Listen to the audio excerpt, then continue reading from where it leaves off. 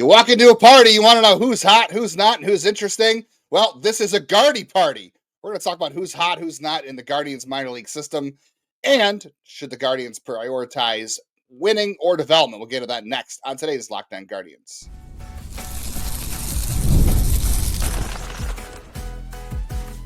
You are Locked On Guardians, your daily podcast on the Cleveland Guardians. Part of the Locked On Podcast Network, your team every day. Welcome on into a Friday episode. It's a party because it is a Friday episode of Locked On Guardians. We're talking about your Cleveland Guardians here on the Locked On Podcast Network, your team, your Cleveland Guardians every day. It is our favorite half hour of the day. We hope it is yours too. We're talking Guardians from the majors to the minors, the draft, and everything in between. We do it every single day. I am Justin Lada, one of your co-hosts. I have been covering the Guardians minor league system since 2007. You can find all of my prospect analysis and rankings and scouting reports over at Next Year in Cleveland on Substack, News Herald, The Morning Journal, and 5 days a week here with my friend and co-host, the one, the only, Jeff Ellis. Not the one, because there's a lot of Jeff Ellises. even have one where I live. I told you that a while ago. I mean, my dad is a Jeff Ellis, so I'm not even the only one in my household for most of my life. Oh. I was little Jeff. That's no one wants to be little. Let me tell you that. Oh, no. Yeah, it's Big Jeff and Little Jeff. It is I, Little Jeff, and I want to thank you for joining us here at Locked On Guardians. Before I became one of the original hosts of Locked On Guardians, I was a longtime draft and prospect analyst nationally at Scouting 24/7. I want to thank each and every one of you for making today's episode your first listen today and every day, whatever it is you get podcasts. Shout out to all of our everydayers right now. I see some dude on Twitter and Matan Gal, who are two guys that I always see in our comments. So shout outs to them. Some dude on Twitter wants us to know he is not spam. Not spam. Of course. Not spam. All right. We are going to get into the Guardians minor league system today, but we're going to get into the Guardians West Coast trip starting in Seattle. We'll break that down later in today's show. We're going to talk about the importance of trying to balance winning and development and the difficulties, really, and how that all goes for the Guardians. We're going to start today's show taking you around the farm, who's trending up and trending down in the Guardians farm system. Before we get into all of that action today, today's episode of Locked On Guardians is brought to you by FanDuel. Right now, if you're a new customer, you can get $200 in bonus bets when your first $5 bet wins. So head over there, get a nice bet in, and get some free cash to play with over on FanDuel.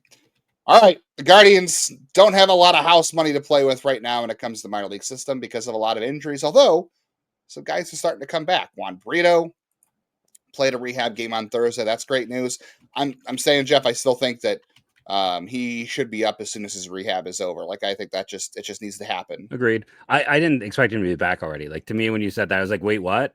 Because wasn't it like 8 to 12 weeks? Like, that's great news. He's on the shorter side of it. Yeah. I mean, you definitely want to make sure when he's going through the rehab process that he's 100% in terms of health and he is able to do the things he was doing before, because he was off to a really good start before that. So you want to make sure he gets back to that before you call him up. But I definitely want to see him in the lineup as soon as possible. Like, not, okay, who goes? Let's say they call Juan Brito up. Who goes? I think it's unpopular answer to a lot of people. I think it's Angel Martinez.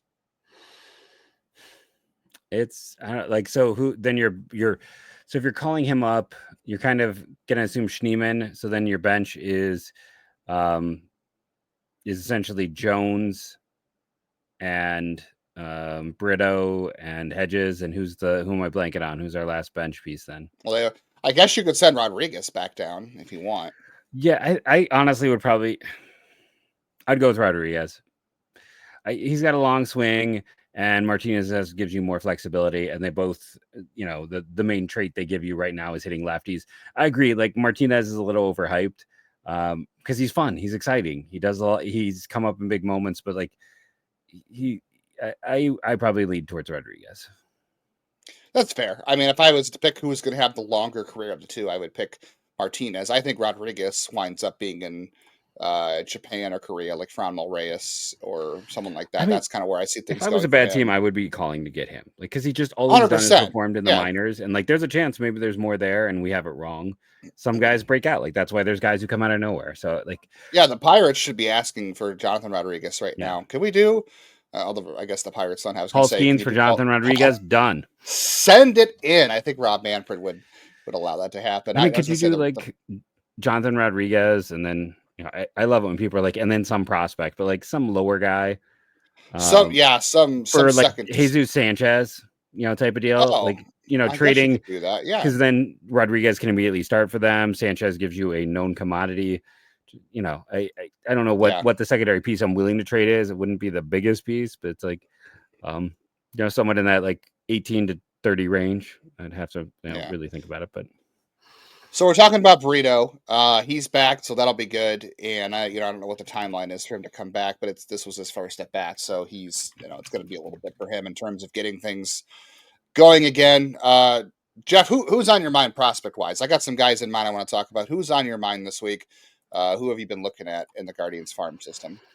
Well, I want to cheat a bit. One of the things I want to talk about is we've talked so much, and I'll keep bringing it up, like how the getting rid of a level of baseball has failed prospects, and like Tommy Hawk, the teams themselves, and everyone brings up Tommy Hawk. People want more about Tommy Hawk because the numbers are great. Part of the reason the numbers are great is because low A is terrible. Low A is probably worse than what he faced at Wake right now. Like that's just the situation. It's definitely worse than the Friday starters he faced, and he's there for a second year. So him being there allows him to put up these ridiculous stats. He's probably a guy who's going to be like back of the top 30 in a midseason update, or top 20. I'm sorry, a midseason update for me. But then it's also a problem too. That yeah, 25 to like 32 range probably. After the draft, I have a hard time putting him that high because I think the draft will obviously. I think he's got a good chance to be. I'm the king of conservative when it comes to prospects, so I think he's has a good chance to be a major leaguer. I know. Yeah, I like safety. Yeah. That's why when I talk about the pitcher in a second here, that's why I like him so much. But the other thing I want to talk about too is like they drafted Joe Lampe, gave him a lot of money. It has not worked out. I would also just like to see them move up Evan Kula, move up Hawk, and either make someone like. Don't be afraid to cut bait. Now, I know development isn't linear, but why are we having guys who have performed when Lampe really hasn't performed ever at any level? Like, start moving guys up who are stuck. If you have to move someone like Lampe, they hate move. Like, they will never do this. They will never move a Joe Lampe down to high A. There's certain players they'll do that with. They would never do it with Lampe and demote a player. But at some point, I would just like to see them start promoting these guys a little more aggressively. Having guys repeat A ball is not what I love seeing, especially when it's, seeing Knapsicks, seeing Evan Kulas, seeing Hawk. Like these guys should have never started the year at those levels, in my opinion. No, they shouldn't. But I think that's also a testament to the Guardians saying that they don't think this guy is ready for the level, which is why he's dominating the level below. Like you can't just sit there and say a guy's dominating a level, so he's ready for the next one, because it probably means, yes, maybe he's outgrowing the challenges he's facing at that level, but they also are there for a reason, because maybe their approach, I'm not saying you get lucky, but like the things we talk about with like tugboat, right? The reason it works at low A or high A is because you're facing a whole level. No, 100%. Like Tommy Hawk has a 4.1 swing strike rate in high A or low A. He's walking a ton, but his strikeout rate's 18%. So he is just passive. You can get by with just not swinging at that level because guys have no control. So you're going to walk, and guess what? That's what leads to 53 stolen bases. So we think we both think Hawk is probably a fourth. Yeah, I just think like one guy isn't good. There's an outside chance maybe there's more there. Like you said, you compared to Miles Straw. If he's Miles Straw, that's actually a decent outcome. And then just very quickly on my end, Jake Miller really intrigues me. Best strikeout to walk ratio. A guy who was hurt, came back. Brother was a seven figure. Got over $1 million from Oakland. Dad was an NFL wide receiver. Good bloodlines. Finally healthy.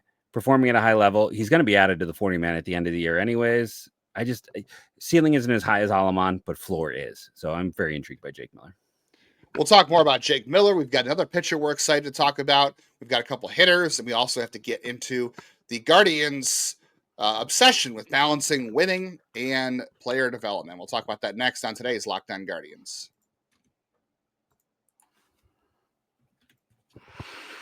I'm just going to sit here and smell my trade coffee. Gosh, it's fantastic. I went for Space Cadet, which if you watch my solo show this week, you would say is that also, what you are as well as your coffee choice. Is that why you made it? I am I'm a teacher. So of course I'm an everyday coffee drinker. And I'm just going to reach in here. I'm going to take a whole bean, eat it on the show, give myself a boost of energy. And I'm willing to do that because it actually tastes halfway decent. I mean, people eat chocolate covered coffee beans. I love the product. I'm going to order more from Trade Coffee. And it's the #1 coffee destination in the U.S. for a reason, delivering fresh, incredible coffee from over 50 of the country's top roasters. Whether you're a cold brew or a pour-over purist, they've got the roast for you. So right now, Trade is exclusively offering our customers 50% off a 1-month trial at drinktrade.com/LockedOnMLB. That's TRADE.com/LockedOnMLB for 50% off your 1-month trial. drinktrade.com/LockedOnMLB. You'll love it. I kind of want to eat another one. Is that bad? Yeah. There are a lot of Space Cadets in the Guardians minor league system, so you fit right in. Like the story about how Aaron I Davenport... can't tell the stories. Like, TH is the one that comes to mind when I hear the word Space Cadet. Pitcher. Oh, yeah. Yeah, I know that one for sure. Yeah, TH. There's a bunch of other ones that have been there over the years. CC is another one. Yeah, not CC Lee, but there's another one. Yeah, there's a bunch out there. Maybe when we do the Insiders chat coming up on June 17th. Yeah, we could spill some of that tea on June 17th. We do our Insiders chat over on Google Meet. So all of our insiders prepare for that. On June 17th at 8 p.m., we'll jump in and we'll do some chats before the Guardians play out west. And if you'd like to be in that conversation, that insider group, and get some text from us about updates, rumors, happenings, other things we are observing, and all the other good stuff, join subtext.com/LockedOnGuardians is where you can join us. Yeah, Jake Miller is a lot of fun. I've been watching a lot more of his outings recently because obviously the name is starting to pop up a lot more. What's really fun about Jake Miller is he doesn't throw a whole lot of straight stuff. Like his fastball is anyone, in spite of doesn't that. walk anybody. I would like to see how that holds up against AAA hitters at the next level. I'd like to see him go to AAA very soon. But it's the fact to me that his best pitch is probably his cutter.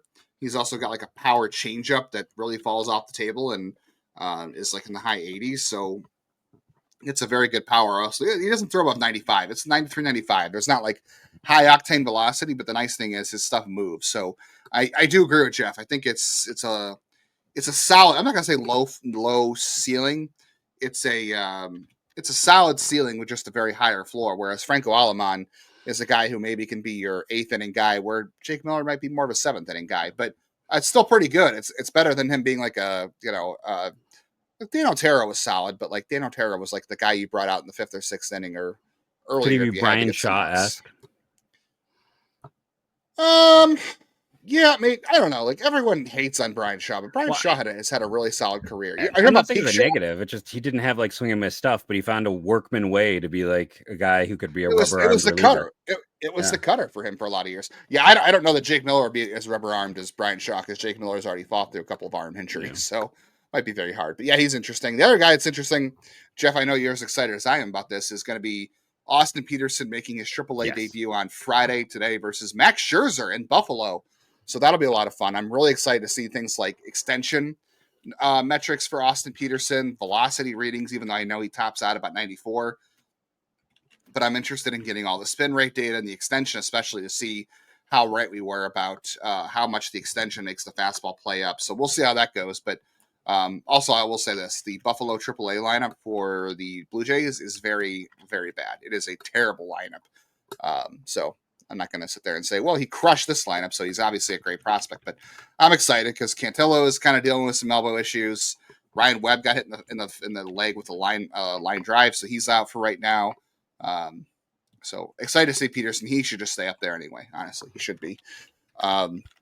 Let's see. I don't have any other pitchers on my list. We haven't talked about Sean Matson. There's a couple people who are interested in Sean Matson. His numbers are really good at low A, but again, it's low A. Highest swinging strike rate in the minors for the org. He's 23, and he's coming from Harvard, which right?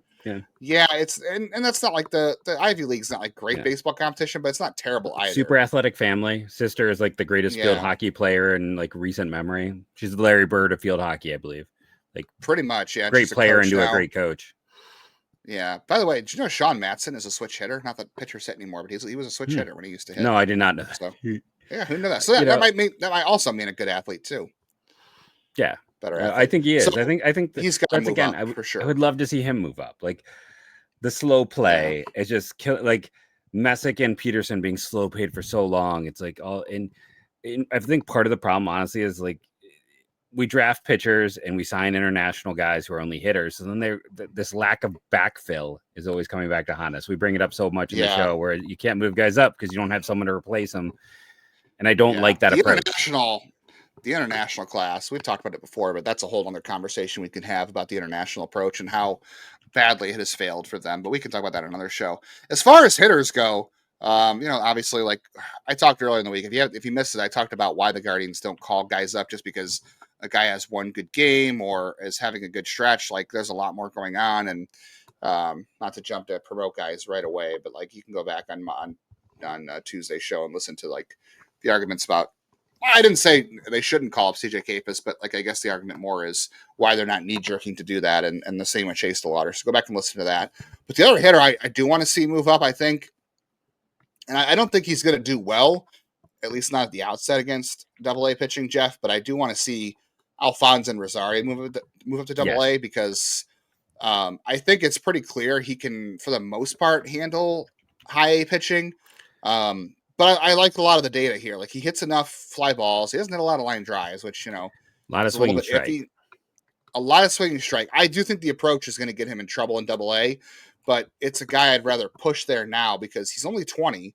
Or maybe I don't know. I was going to say maybe you're goosing the algorithm a little. If you have a team who really likes to make trades based on data darlings, like in terms of like young for level stuff, which I think teams are coming around on, like they know when certain farm systems are trying to game the system by the Jake Bowers effect, all those things where you're promoting a guy. It was a real thing for a time. That was a real thing the teams were doing. It was, yeah. And Cleveland 100% bought in on that too. They did. They were more interested in guys who are young for the level, and because it messed with their algorithm or their data and analytics about it's causation, not correlation. Like, yes, the best players are younger at the levels, but it doesn't mean that every single young player is good.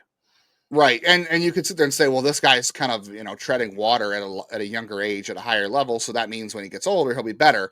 And that we found out that's not necessarily the case. So I don't know that holding Alfonsin Rosario at age 20 in high A and having him do what he's doing necessarily gooses his trade value as much as maybe some people might think, or if anybody's thinking that. I think they shouldn't at this point. But I'd like to see him against Double-A pitching because I want to see whether or not he can handle a curveball because he crushes a lot of hanging pitches in Lake County, and the power is very real. The athleticism is real, but the approach is pretty bad. So we could have another guy who is, again, the Guardians are going to try for another unicorn, right? It's going to be another Oscar John Kenzie thing with Alfonsin Rosario. He's the perfect trade asset. Like we talked about in the offseason, like you're talking about now. Like they went out and added when they traded for him. Like you and I both talked about that. It's like it's that high ceiling guy that if you want to go out and get a piece better than Jesus Sanchez, I talked about in the first one. Like if you want to go out and get a real kind of upper tier player, you need guys like Rosario who have some ceiling, some big tools. Yeah. Rosario's got big ceiling. I mean, so did John Kenzie Newell, and now we kind of see that ceiling probably isn't very attainable because of the approach. And I think Rosario probably ends up in the same bucket as far as that's concerned. But it doesn't mean he's not an exciting prospect. I mean, I know, Jeff, you don't like betting on unicorns, neither do I.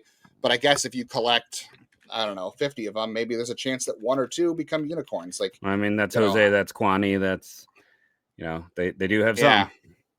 Yeah, and I guess some people talk about like Yainer Diaz has been better lately, and people were mad about getting rid of Yainer Diaz, but he would never have let him catch here. Like, just let's be honest, he would have never been a catcher here. He doesn't do what they require. No, the defense was too much far behind. He's got a great arm. That's about it. Yeah. On that note, I probably should also mention, I think the other week we talked about Bo Naylor extensively. We might have been a little bit hard on Bo Naylor. I'm not going to let a couple of home runs skew my view on him overall. But I think our expectations for Bo Naylor were much higher. And that doesn't mean he's not a good player. I think if maybe he didn't reach our expectations as a pro, and maybe he can still do that, but doesn't mean he's not a good player. I think Bo Naylor has still panned out as a prospect because of the defense, because of the power. I mean, he's got over 100 WRC plus as a catcher. That's miles better than the Guardians have had for years. is having just a league average offensive catcher who can have the framing skills, and he's got a good arm. He's just got to be a little more accurate. And for all the people who are saying like ABS is going to get rid of the framing, it's not. Like we're only going to have challenges. So many in a game. Right. Yeah, it's only going to be challenges. It's not every call. So maybe we were a little bit hard on Bo Naylor last week, and I think we just have to lower our expectations in terms of he probably didn't meet our ceiling, but as for him as a prospect, but that doesn't mean he hasn't worked out. No, yeah, he's a valuable player. When people say like they got nothing from certain prospect classes, it's wrong. He's a major league player. And before we go, I guess I have to say lowered expectations. Comment below. Comment below. All right. Speaking of development and expectations, we're going to talk about the Guardians trying to balance winning and development, how everybody feels about that. And before we get out of here on today's show, we'll also take a quick look at the Mariners-Guardians matchup and the importance of all that. So stick around for a lot more on a jam-packed Friday edition of Locked On Guardians. The Guardians are heading out west. The NBA playoffs are in full swing. The finals are in full swing. It's been an interesting series so far. Every night, whether it's the NBA or Major League Baseball, delivers highlight-worthy performances. All these momentum shifts, can't miss moments. You're not going to want to miss them on the West Coast. Stay up with us, tweet through it, whatever you want to do. FanDuel makes it easier for you to stay in the game. Maybe putting a bet on Guardians Mariners on FanDuel will keep you up to see if you can cash in. They've got player props, performance trends, same game parlays. So it's got a lot more ways for you to play smart and win big. Playing smart is the key. Winning is the fun thing. I was just checking the overall standings in terms of division odds for Cleveland. They don't have odds right now for the Mariners Guardians just yet, but I was looking. The Guardians still 1,400 to win the division, and I saw Jose Ramirez, I think, was somewhere behind Bobby Witt and obviously Aaron Judge to win the MVP, but I would put him above Bobby Witt right now. So maybe Jose with his hot year finally finds a way to crack that. It might be very hard to crack Aaron Judge, but it's still a pretty nice bet to go on long term. If you're new to FanDuel, it is the perfect time for you to get in the game and sign up. Head to FanDuel.com, place your first $5 bet. If it wins, you're going to get $200 in bonus bets. What a deal. Make every moment more with FanDuel. They are an official sports betting partner of the NBA.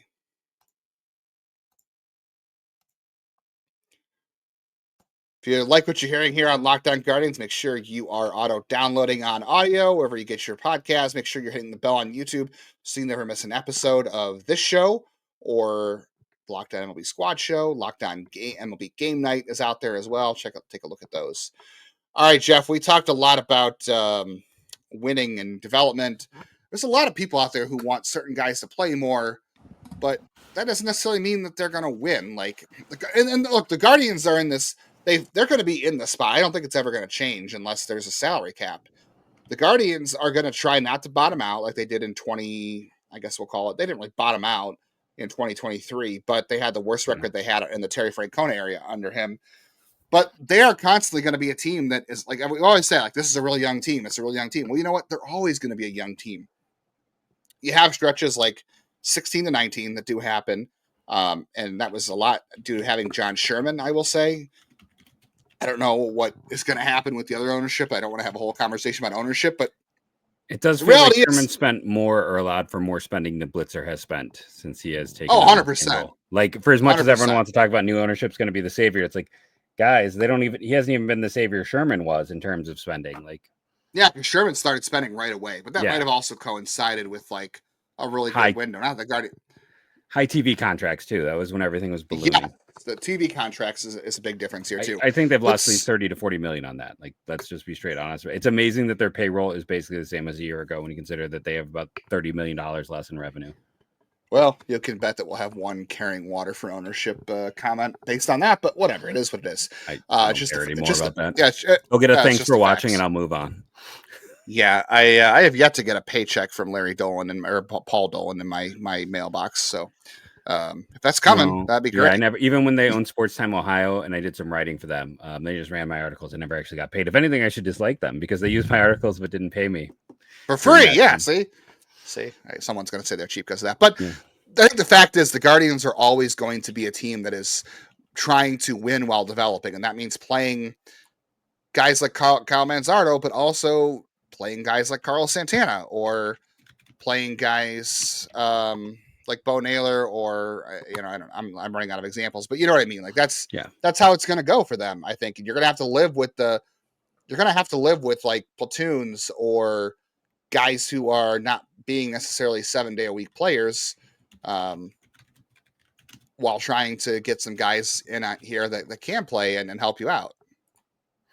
Yeah, and that's the thing too. Like, I guess my big question to everyone, again, comment below on this, is like, do you want them to play the young guys every day, or do you want them to try to win? Because, I see a lot of comments out there like, platoon Santana and Fry and let Manzardo play every day. Manzardo is struggling, like full stop. Like, he is swinging out of his shoes. He looked better in the last game, a little bit more controlled, more the guy I thought he would be. But if we play Manzardo every single game and you're taking at bats away from Santana, who's been their second best hitter this year, I think he's past Quan. I think he's now their second best hitter in terms of like overall production. You're going to lose more games. So, and that's also the downside of being a really good team for a long time. Now, people will sit back and be like, they haven't been that good, but they're constantly competing. You can go and listen to our squad show appearance where we talk with Sully about the summer score and the summer index and, playing important, meaningful games. That means they don't get those opportunities. They don't get those chances to see what a lot of guys can do. And the other thing is people comment like, oh, how can guys develop if they don't play other guys? Well, honestly, like being in a platoon, the point of a young player being in a platoon is also to help them have success, to be successful at the level by doing what they typically are better at hitting. And then once they're successful, you expand it out. That's what they did with Jim Thome. Like, it's not like this is something you do with like scrubs. Like it's a organizational, and a lot of organizations do this with young players. So Jeff is saying the comments are to Jim Thome is what you just heard right there, which, hey, I'm all for Jim right there in Cooperstown. Yeah, you're trying to maximize their strengths while minimizing what they don't do well. And that's kind of what Cleveland has to do if you don't have an everyday player. Like Jose Marin's everyday player and Bo Naylor, for the most part, everyday player, although maybe he'd be better off with a platoon with David Fry if he could catch, but that's not a different story.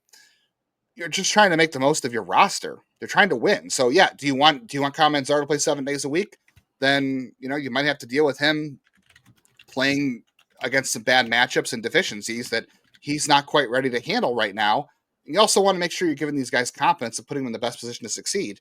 And if you're doing that, you might win more. So it's a tough balance. And, you could argue, well, the Guardians should pick a lane.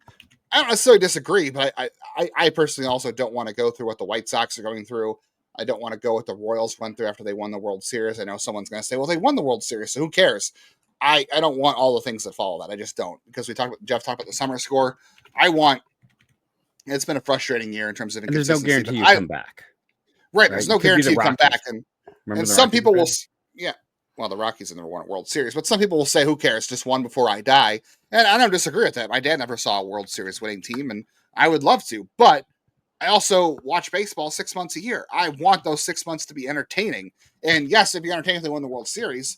But if the next like 10 years are crap, then I'm not going to have as much fun because all I'm going to do is think about 10 years ago when they won the World Series, and I'm going to move on to something else because it's hard to watch. So who knows? All right. Speaking of what to watch for, Jeff, this weekend, Guardians out in Seattle. The pitching matchups, I think, are pretty good for Cleveland. You're facing a guy in George Kirby who's had a rough year, but he's had a better June. Luis Castillo always is tough against them. Emerson Hancock on Sunday, who has not been good this year. And you've got Williams, Bybee, and Ortiz. And a lineup for Minnesota. A lineup for the Mariners that, honestly, outside of the top four, we'll say top four, are about as inconsistent and weak as Cleveland. Like, they've got a really nice top four. Cal Raleigh might be the number 2 player in baseball right now in the AL in terms of MVP. Polanco's having a good year. Rodriguez is good. Crawford's good. And after that, I don't know. This is a pretty even matchup. And you want to win these games because the Mariners and Cleveland are probably going to be kind of battling most of the year for a wild card spot. Yeah, and Cleveland hosed Seattle. Seattle had Carlos Santana in the bag, and Cleveland went out and signed him. The Mariners this year have a 75 WRC plus at first base. Cleveland has a 109. Seattle has one of the worst first base positions in baseball. Rowdy Tellez is not good. If Cleveland had not made the Naylor trade, they wouldn't have Slade Ciccone. The rotation would be kind of a mess right now, and Seattle would probably be at least 2, maybe 3 wins better based on just offensive production, let alone defense. Tellez is not a good defender. So, Carlos Santana signing is helping him in the wild card chase on multiple levels. It's Seattle also. I saw a piece today in the Athletics saying their bullpen isn't great. It's actually really good at the top. This team has to show the patience they showed against Lodolo, so you can get to the squishy middle. The squishy middle is very bad for the Mariners, so that they got to be that patient approach like Lodolo, take a lot of pitches, get to those 6th, 7th guys, because the 8th and 9th is pretty good, but the 6th and 7th, you can do some damage. You definitely don't want to be behind the Mariners late in the game. Same thing with Cleveland. It's the same as Cleveland. These two are very similar teams. Right now, the Guardians' strength is their starting pitching, even if there are some inconsistencies. That's what the Mariners have been built on, and they've got a couple of decent hitters in their lineup, but offensively, they are not very balanced. They're a little bit challenged, and the back end of their bullpen is really good. And the front end of the Guardians' bullpen is also on the same par. So these are very similar matchup teams. I expect this to be a competitive series, and like Jeff said, it's going to come down to whether or not the Guardians can be patient, because Ortiz has been tough on them in the past, and Kirby has turned it around. Kirby had a rough May, but June and his couple June starts so far has been really good.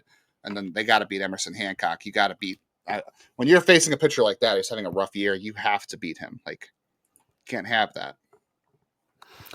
Yeah, nope, I agree. It's this is a series you got to take advantage of a team on the slide. Thank you all for joining us. Next week we are going to.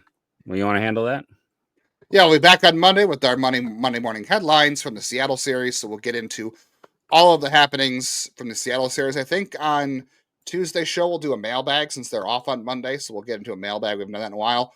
We also got to get into some more draft stuff because we are less than a month away from the draft. So a lot of that coming up this week, especially with the Guardians being out west and the start times getting in the way of our recording time. So expect a lot more prospect and draft talk next week along with the mailbag. Thank you all for joining us. Remember, rate and review, download daily. It helps. Tell a friend. Make sure you're watching every day, no matter what, and go back and pick up some of the old ones. Thank you all, and go Guardians, go.